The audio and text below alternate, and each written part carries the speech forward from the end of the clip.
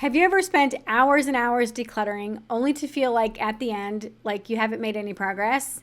In today's video, I'm going to share with you 3 steps that are guaranteed to help you make more progress faster and to help you understand the difference between the clutter that is out on your counters and all that jazz versus the clutter that is in your cabinets. Now, knowing the difference is going to help you make so much more progress faster than ever before. Hi, I'm Flora Sage, your Certified Simplification Coach for over 27 years. Before I get to the 3 steps, I want to share with you the difference between the clutter on your counters and the clutter in your cabinets. The clutter that's on your counters are the clutter that you use all the time. It's the stuff that you use every single day, but you usually don't have a spot for it. Like there's no space in your cabinets and drawers, etc. So you just leave it out. Versus the stuff that's inside your cabinets or your closets or your drawers is the stuff that you use less often, but it already has a home, so that's where it lives. However, it's storing all the stuff that you don't use or that you rarely use. So the stuff that is out doesn't have space or a home. That's why it stays out. Now, usually when someone goes to declutter a room or an area, they typically will start to declutter the stuff inside of closets and cabinets and drawers.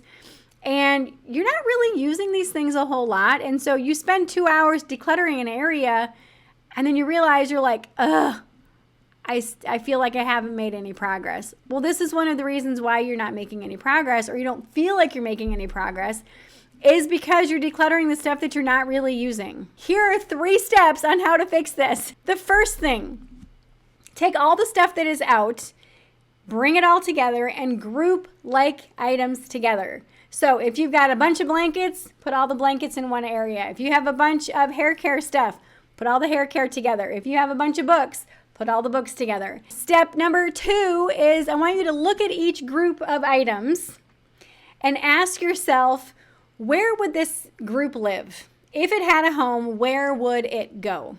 Now, once you figure out where those things would live, this is step 3, go to that place where that group of items would live and see what's taking up space. So if you have a grouping of books and you want to put them on a bookshelf, go to your bookshelf and say, what's taking up space on this bookshelf? Maybe it's a bunch of random tchotchkes or knickknacks that you got from like TJ Maxx or Ross or Neiman's or whatever. And you're like, I don't really need to keep all these random things. Maybe they're not even personal. Maybe they're just seasonal or whatever.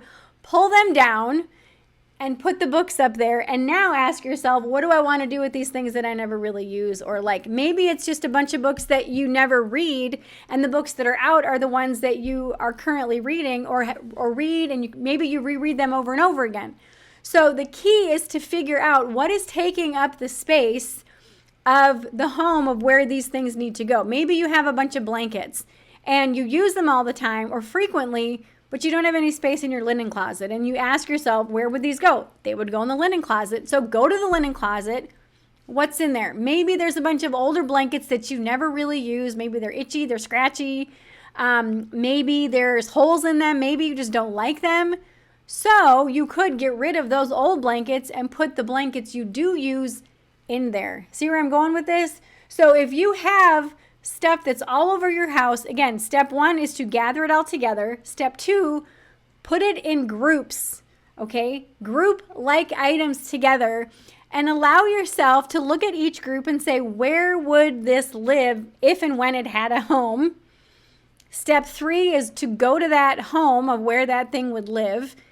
Clean out, declutter that space, and then put the stuff that's out, the clutter that's out, then put that away. Repeat this process until all the clutter that is out and about in your home is put away and all the spaces that were filled with the things that you rarely used are now cleared out. Share with me in the comments one area that you know will feel so much better once it has been decluttered. If you found today's video helpful, please like, subscribe, and turn on that notification bell so you know every single time an episode is released. For more support and resources, click the links below.